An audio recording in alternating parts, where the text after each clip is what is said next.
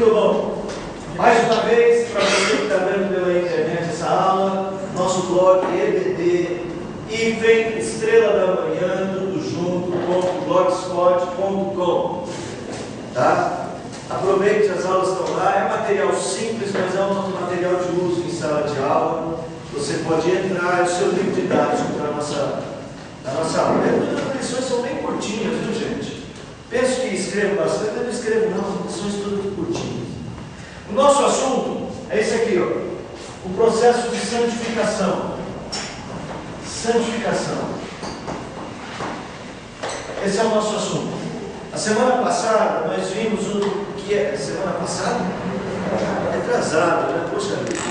Nós vimos aí as palavras bíblicas para a santificação. Kadosh, né? Hagios. Nós vimos como é que a Bíblia ela trabalha a santificação a partir dessas palavras. E nós chegamos a duas conclusões. Que santificação, ela pode, na Bíblia, dar duas ênfases. A ênfase da consagração e a ênfase do aperfeiçoamento.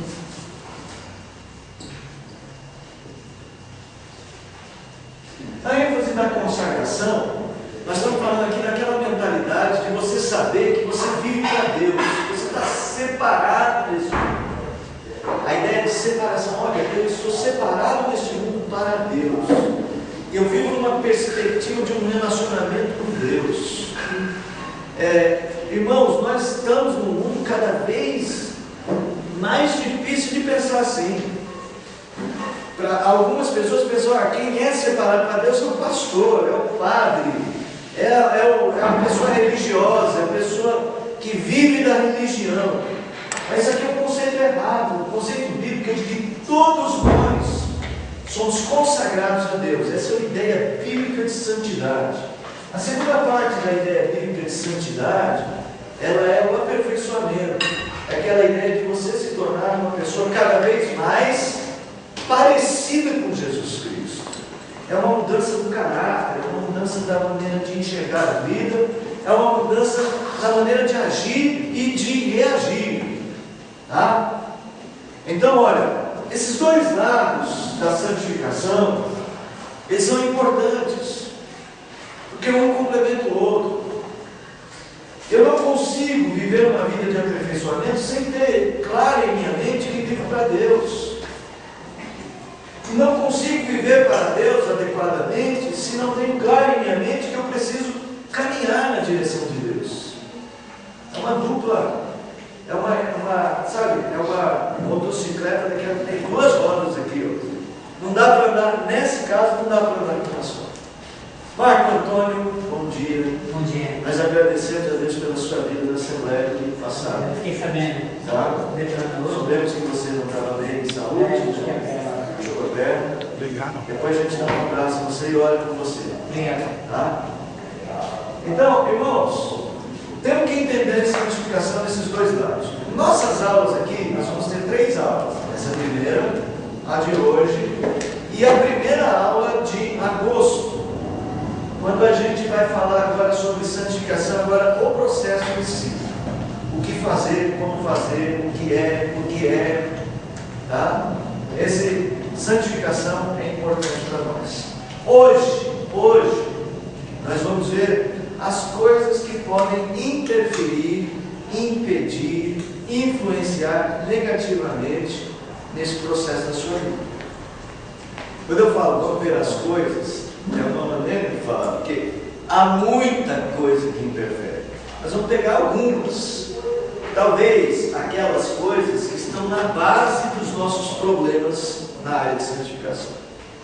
Porque nem todos se santificam, não porque não querem, às vezes porque tem dificuldades.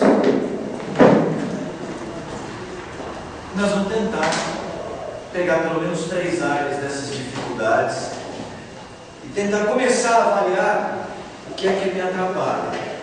Agora, essa é uma aula que não dá para parar aqui. Isso é uma coisa prática para a sua vida.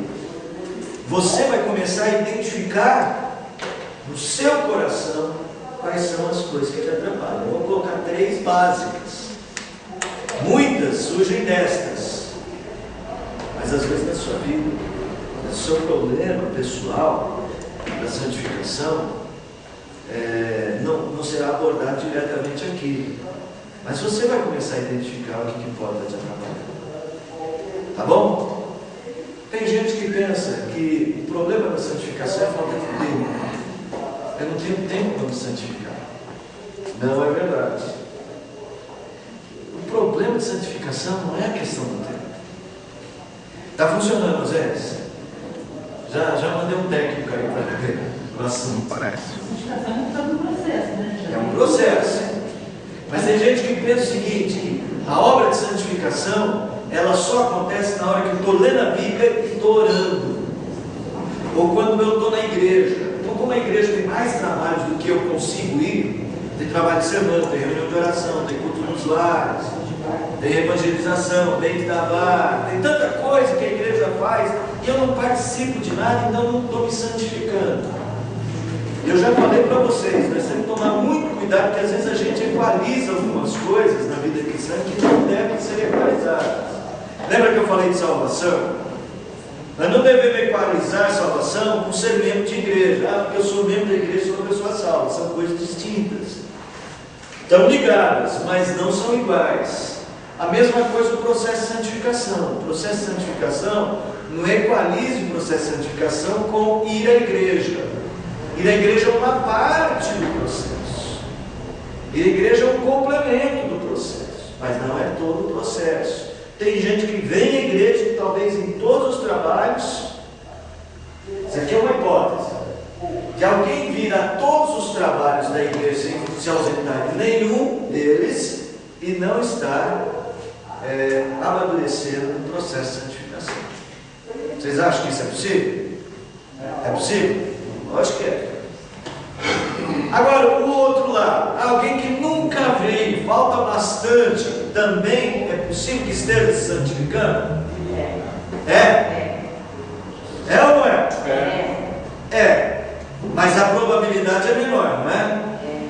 Então vocês estão vendo? Exatamente, nós não devemos equalizar, mas devemos ser muito sábios. Acho que é um pouco mais demorado, eles estão bem menos, né? É um pouco mais demorado, um pouco, e tem outras coisas, só que é mais demorado. Às vezes, a ausência, nós vamos abordar hoje num momento que a gente vai falar sobre amor. A ausência pode ser um sinal de pouco progresso. Nós vamos ter, não vamos ver hoje, mas existem alguns elementos que mostram se estamos no processo positivo, crescente, ou se estamos andando a passos não é de tartaruga, passos de lesma. Quem vai mais rápido, lesma ou tartaruga? A lesma vai mais rápido que a tartaruga. Então é passo de lesma. Às vezes nós estamos no passo de lesma na santificação. E a gente precisa identificar quando é que crescemos pouco. O processo de santificação não é um processo de absolutização da perfeição. Não significa porque eu entrei no processo de aperfeiçoamento que eu serei absolutamente perfeito. Que eu nunca mais vou errar, que eu nunca mais vou pecar. Não é isso. Muitas vezes você está no processo, está indo bem, está chegando num ponto, mas de repente uma palavra torta sai da sua boca. É ou não é? Acontece ou não acontece? Mais do que a gente gostaria, né? Uma palavra torta sai da sua boca, uma coisa que você não esperava que pudesse fazer, você faz, você já tinha aprendido que não deve, mas vai lá e faz. Significa que eu devo cancelar o seu processo de santificação? Você tem que saber o que eu devo fazer então. E significa o quê? Que eu não me santifiquei em nada absolutamente? Hein? Santifiquei, mas e aí, como é que eu caí numa dessa? É um processo, Processo, gente, olha só. Sabe o Neymar? Neymar joga muita bola, não joga? Será que o Neymar é rapaz? Mas ele devia sempre acertar. Mas tem um momento que, mesmo tendo habilidade, ele erra um passe. Errou um passe feio, deu um chute fora, chutou lá. Hoje não, Neymar, hoje não. Outro dia você faz isso, né? Chutou um pênalti lá para geral, né? Que bancada. Outro dia não treina. Chutou lá. Significa que ele virou perna de pau? Não. Vamos pensar nisso.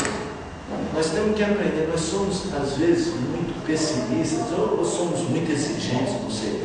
Que o mínimo pecado, a gente já quer ir lá puxando. A gente já quer. Eu não devia ter falado isso. Eu sou uma porcaria. Você é. Você foi. Ele começa a cair. Tropeçou, segura aí para não cair. Mas se cair, levanta. Não significa que Deus cancelou o seu processo. Não significa que você foi reprovado ainda.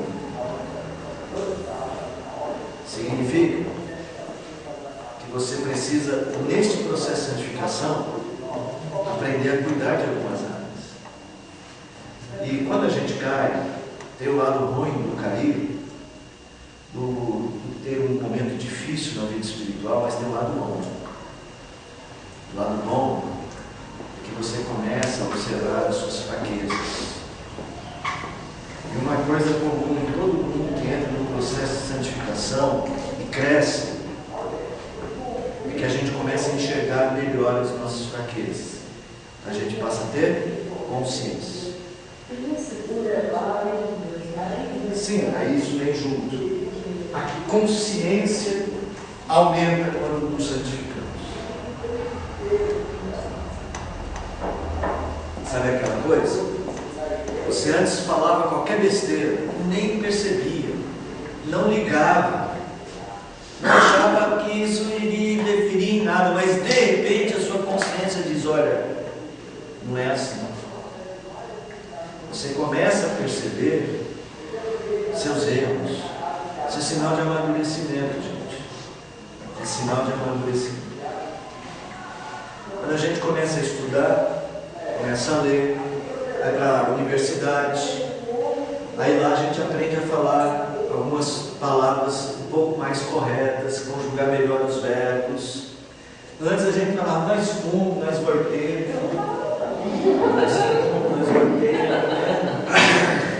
e não percebia, é natural, mas ainda não tínhamos aprendido determinadas coisas. Quando a gente aprende, eu fiquei a vida inteira falando nós fomos, não é nós fomos, não é nós fomos, é nós fomos. Não é nós fomos, é a gente fomos. Não é? Veja só, veja. Não é? Eu estou pegando um exemplo muito corriqueiro, quer dizer assim, o amadurecimento trouxe consciência. Outra coisa muito comum, a gente fala muito para o jovem hoje: melhore o seu discurso, não use o gerundismo. Sabe o que é o gerundismo?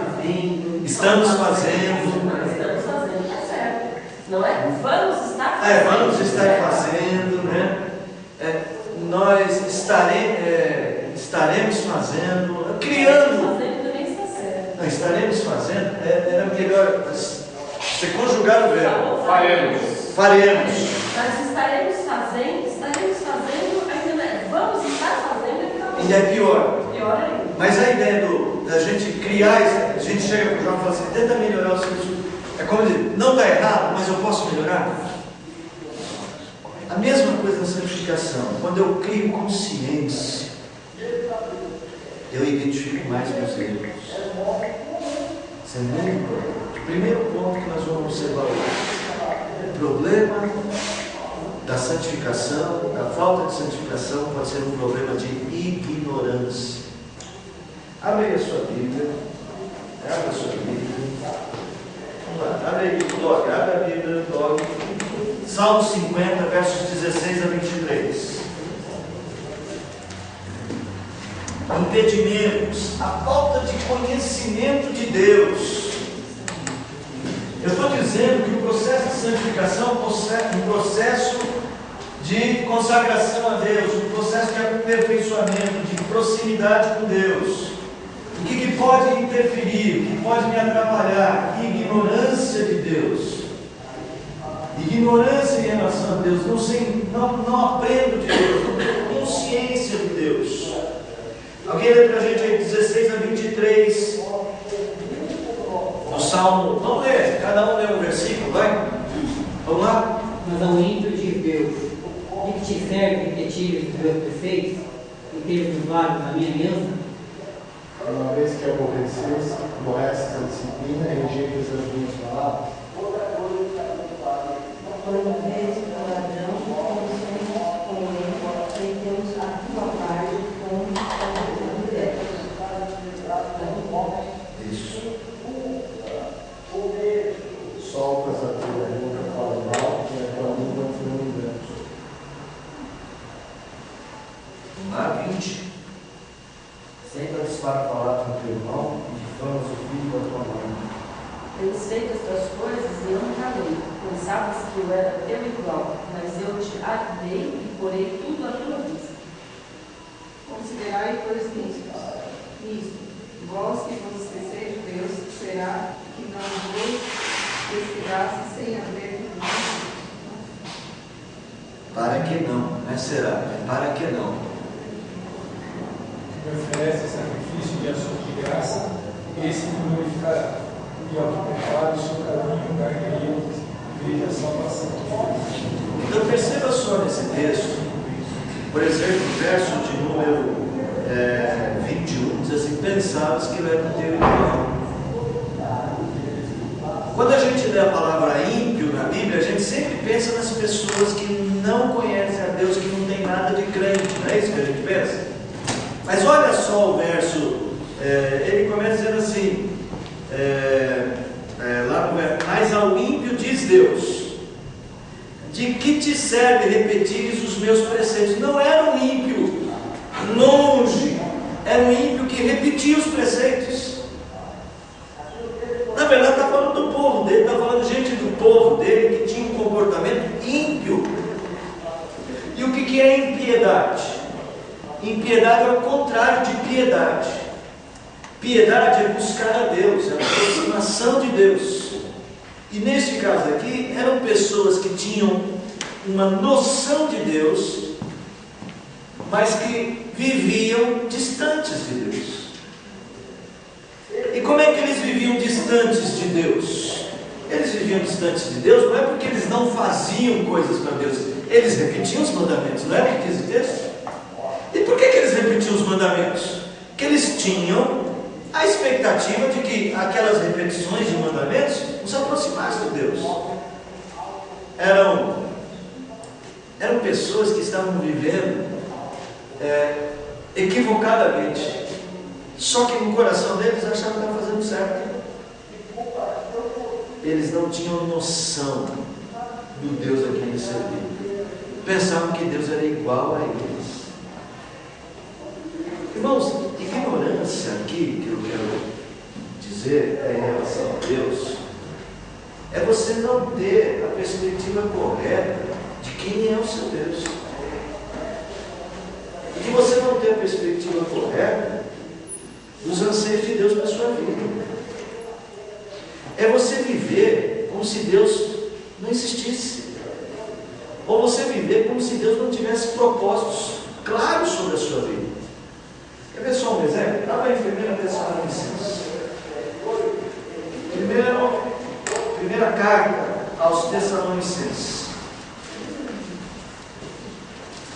capítulo de número 4, verso de número 3. Quem achar pode ler. Pois esta é a vontade de Deus, a vossa santificação, que vos abstenhais da prostituição. Olha só, a vontade de Deus é a vossa santificação. Veja, a santificação não é algo opcional da vida cristã.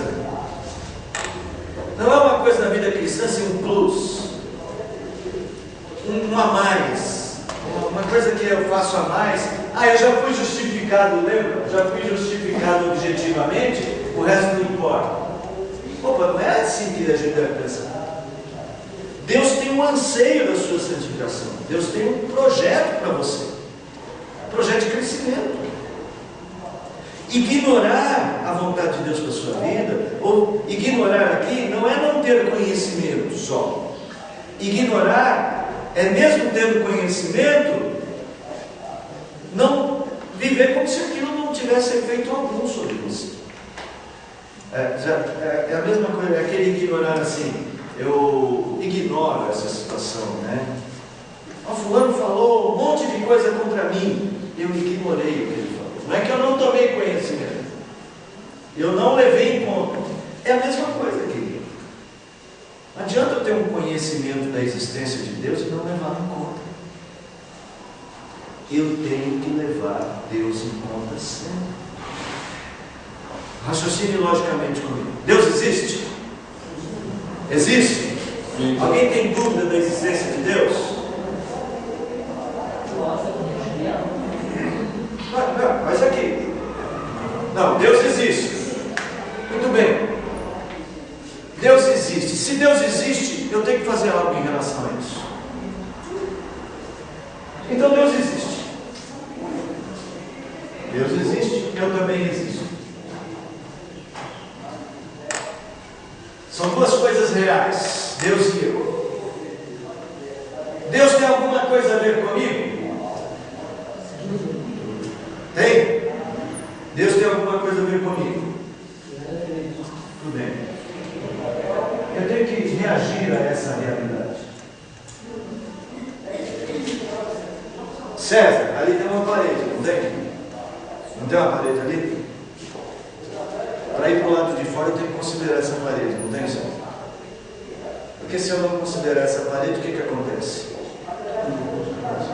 Não vou conseguir, vou enfiar a cara lá e vou me machucar. A realidade tem que ser considerada. Deus existe. Você está percebendo onde eu quero chegar? Eu tenho que fazer algo em relação a ele. Deus existe sempre. Todos os dias Deus existe. Então eu tenho que fazer algo em relação a Ele todos os dias? Tá bom. Deus tem alguma coisa a ver com todos os meus dias? Eu posso viver algum dos meus dias sem considerar a realidade de Deus? Deveria. Quando eu vivo sem considerar a realidade de Deus, o que eu estou fazendo? Ignorando Deus. Aí, isso atrapalha o meu processo de santificação.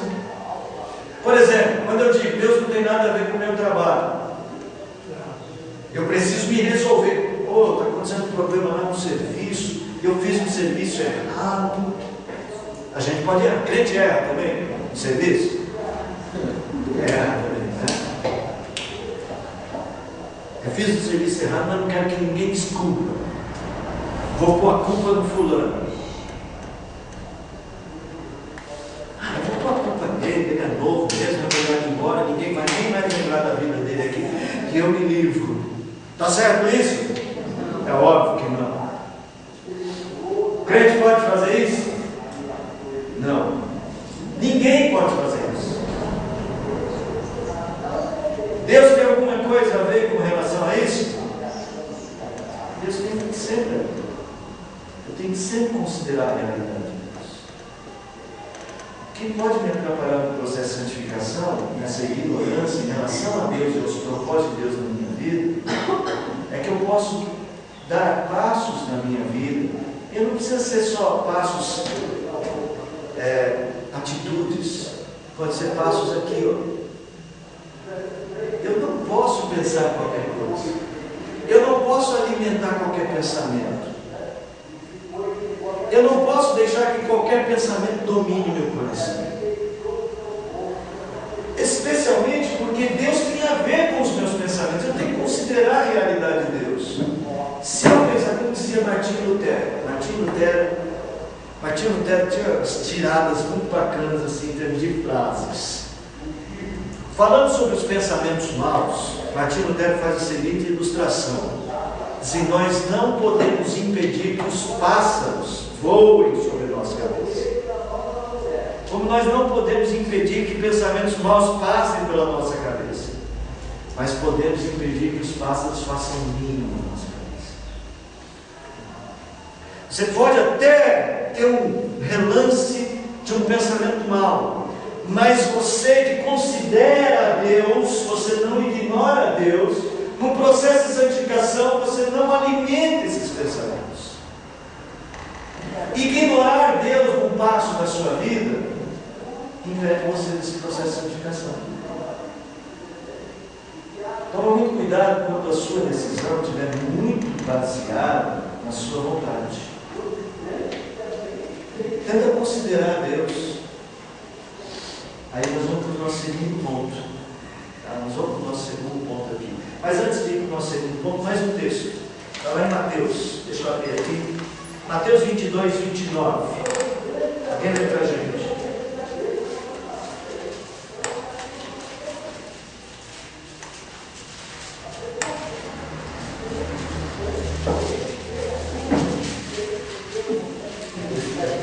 Mateus 22, 29, se eu não estou enganado. Respondeu-lhes Jesus: Errais, não conhecendo as Escrituras nem o poder de Deus. Veja, como é que eu posso levar Deus em conta se eu não sei nada sobre Ele, eu não sei as perspectivas dele para mim? Então, um amadurecimento que me ajuda a combater a ignorância é um amadurecimento do conhecimento bíblico. Eu preciso saber mais de Deus, a fonte segura é a Escritura. Pastor, eu tenho uma dúvida. Pois não. Em relação, por exemplo, aos católicos. Eles estão numa comunidade onde eles vão crescer. Eles têm uma habilidade diferenciada, os textos diferenciados de nós. Sim. Então, assim, eles estão na ignorância, mas não sabendo que estão. Em alguns métodos, por exemplo, o processo do santo, do organizador e tal. E eles não têm como saber disso, porque o líder, o padre, ele prega isso, ele tem que adorar o santo e tal. Então, assim, essa santificação que eles buscam, nesse ponto, eles não conseguem sair, né? Olha, toda ignorância, seja ela a origem que for, ela vai dificultar o nosso processo de santificação. Alguém que se permita guiar, mesmo aqui, nós estamos buscando, mas de repente aqui a gente começa a estudar e criar uma heresia aqui particular nossa, e você embarca nessa, achando que está se santificando. Não, a corrente tal, o pastor Maurício falou, a oração de poder do pastor Maurício, né? E de repente nós estamos num processo, todo mundo achando que está se santificando, e nós estamos ignorantes em relação a Deus, porque não conhecemos as Escrituras. É óbvio, né? Você pode dizer assim: de quem é a culpa? De quem é a culpa? É a culpa de todos nós, dos líderes, no caso seria minha, porque estou oferecendo uma doutrina que não emerge da Escritura, e de vocês que têm a Escritura na mão e sequer se dão a conta de buscar nela. Isso é muito importante, que você assuma o processo de santificação da sua vida, que você não busque a santificação a partir da vida de outra pessoa. Então, nós aqui, como é que diz? É a doutrina básica da reforma protestante, o livre exame da Escritura. O que é isso? Na reforma protestante, os reformadores entenderam assim: todo crente tem que ir na Escritura. Todo crente tem que ter a Escritura como a sua fonte de fé, e não seus pastores. Seus pastores têm que ser reprodutores da Escritura. Daí, eu até escrevi um material esses meses, esse período meu de dissertação, uma parte do meu material é sobre isso, de que o pastor, ele tem uma função de instrutor, e ele deve instruir a igreja para que a igreja avalie a sua doutrina. A nossa tradição de fé, ela se mantém por essa troca constante. São os crentes que devem preservar a doutrina bíblica. Os pastores são os ensinadores, mas os crentes são os fiscalizadores. Então, Jane, de quem é a culpa dessa ignorância? De todos. De todos. Nenhum desses crentes vai poder dizer, mas eu errei porque o meu líder, seja ele um padre, um pastor, um rabino, seja lá o que for, o meu líder me ensinou errado. Essa desculpa não vai colar no céu. Eu não sabia, não existe. Abra aí, quer ver? Romanos 1, 18 e 19. Ou 18 a 20. Romanos 1, 18 a 20. Eu não vi nada, não sabia de nada. Eu não sabia.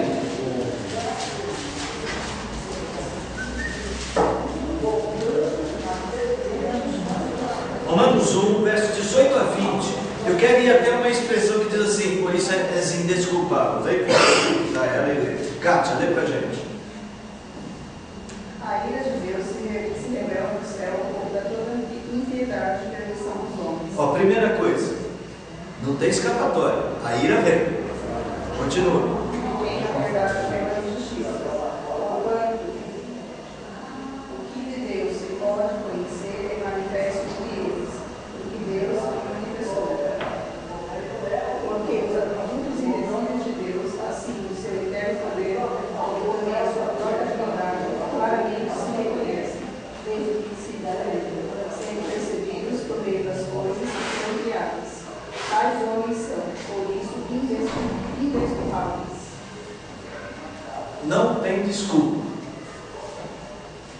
Você quer falar um pouquinho para mim? Então põe um cafezinho para mim, traz aqui e você aproveita e fala. O que é a caneca do pastor aqui, ó?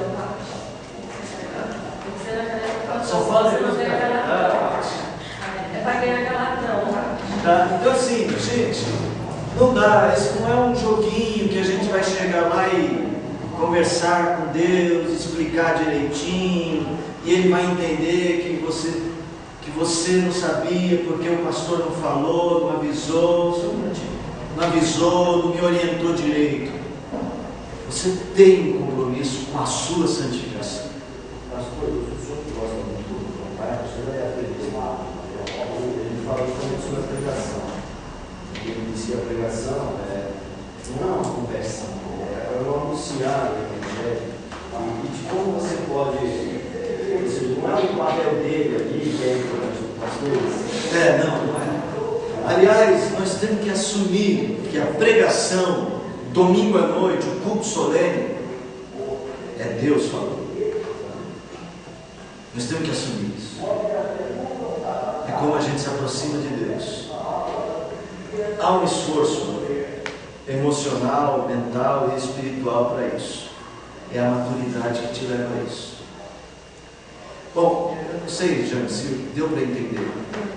É que essas pessoas elas vão continuar no erro, muito provavelmente, porque a própria vida deles, né, fala que eles têm Mas não, Jane, eu vou para te tirar do coração esse peso.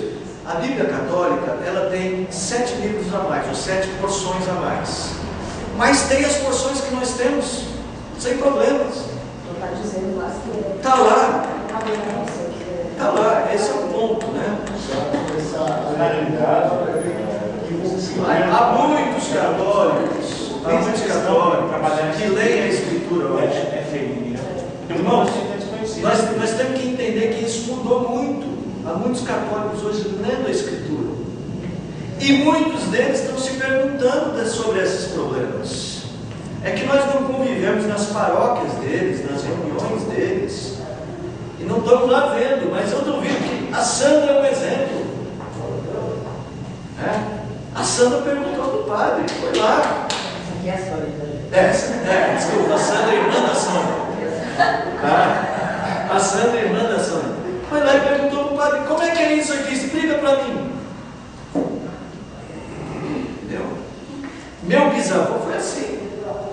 Meu bisavô, missionário médico, ficou hospedado com ele para poder tratar o pessoal da vila, onde ele era conselheiro. Não, só tinha aquele médico. O padre falou para ele não hospedar o médico. Ele falou, não posso não hospedar o médico. É o único médico que veio para cá, esse crente. Ele bancou, levou o médico. médico deu a Bíblia para ele e começou a ler toda noite para ele a Bíblia. Aí ele foi no padre no outro dia e perguntou: por que eu não posso ler a Bíblia? Naquela época. O padre falou: porque essa Bíblia protestante é. Como é que fala? Cara, tinha um nome. A Bíblia falsa. Era assim que eles diziam: a Bíblia falsa. Tem uma heresia. Não, a Bíblia falsa. É, se fosse hoje. Aí o pastor, reverendo Ricardo Adel, tem um senhor lá, eu tenho um tio, já falei para vocês, 111, tem um caderninho de anotações do reverendo Ricardo Adel, feito à mão, com os mapinhas. Eu vou viajar para lá e vou ver se eu consigo trazer esse documento para cá. Hã? Não, estava em excelente estado. Excelente estado. Bom, isso é outra conversa. O Ricardo Adel falou assim: então fala para o padre deixar você ler a Bíblia dele. O padre abraçou isso como o bisavô. Lendo a Bíblia, chega lá. Não é um problema do católico, há crente que não lê a Bíblia. Há crente que embarca em qualquer doutrina. Não é? É que a gente tem que aprender a não se fixar naqueles nossos conceitos. Há crente que embarca em qualquer doutrina. Nós vimos crente há pouco tempo atrás, antigamente, negócio do dente de ouro, lembra disso? Depois foi o caicai. Os que são novos não sabem o que é isso, né? Não sabem o que é o caicai. Pastor jogava o paletó, a turma, espiritualmente caía e ficava em transe. Benihim. Isso mesmo. Senhores presbiterianos, Pátio, vem cá, Pátio.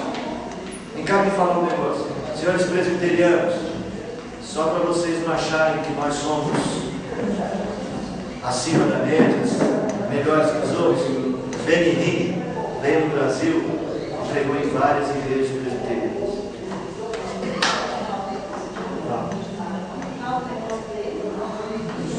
Fala para mim ou não? Tá.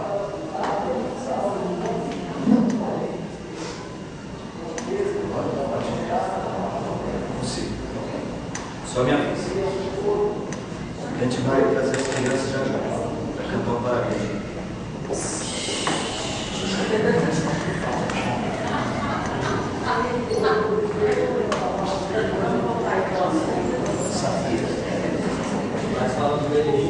Voltando a Benin. Então o que eu quero propor a vocês é que cuidem disso.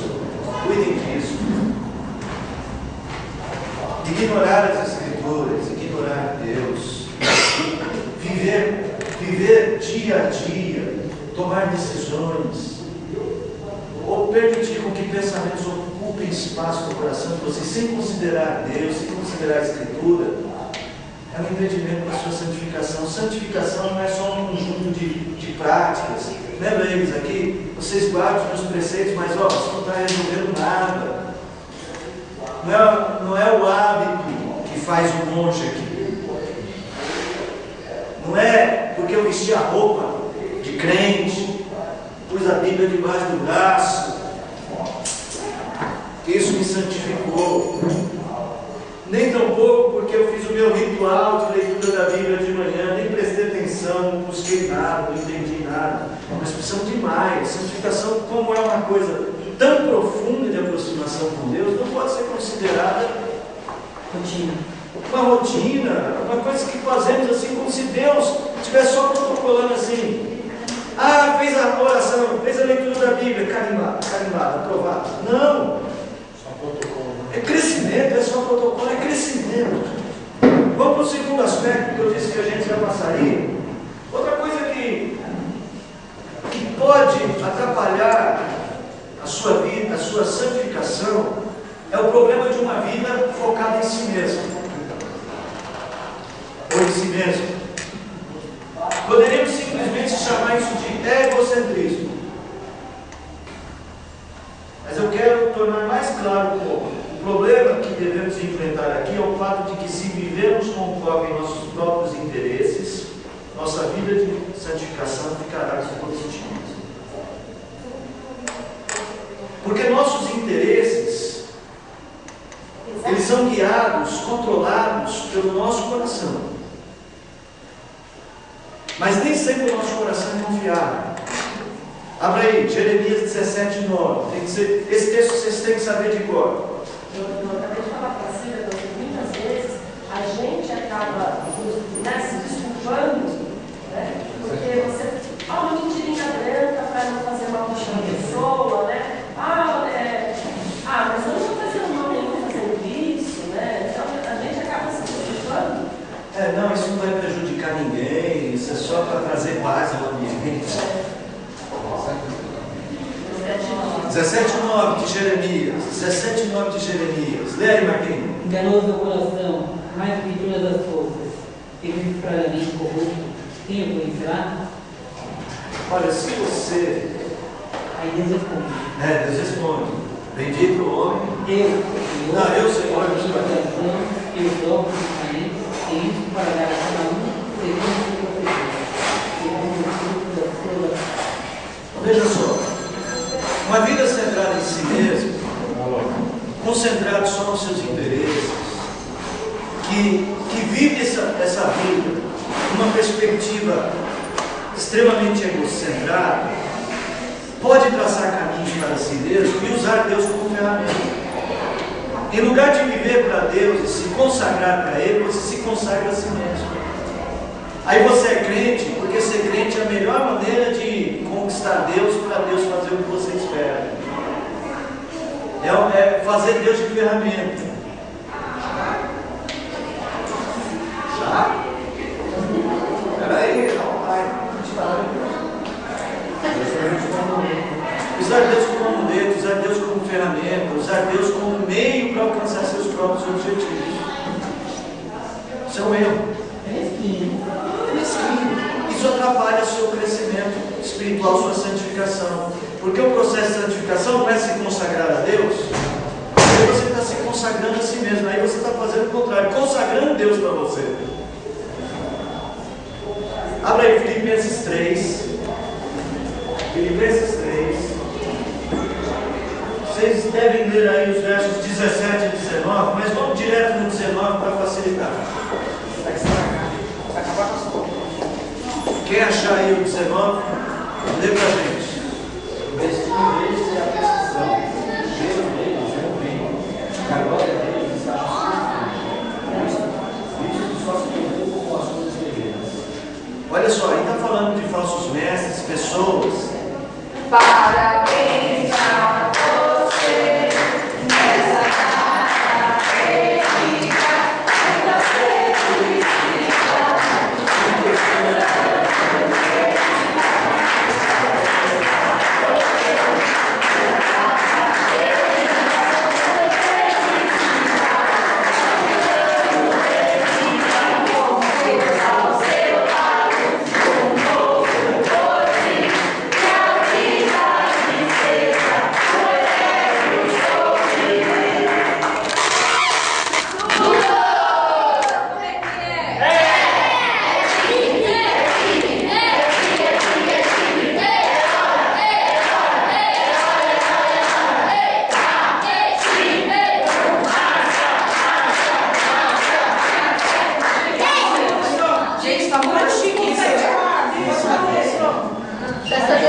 Suas.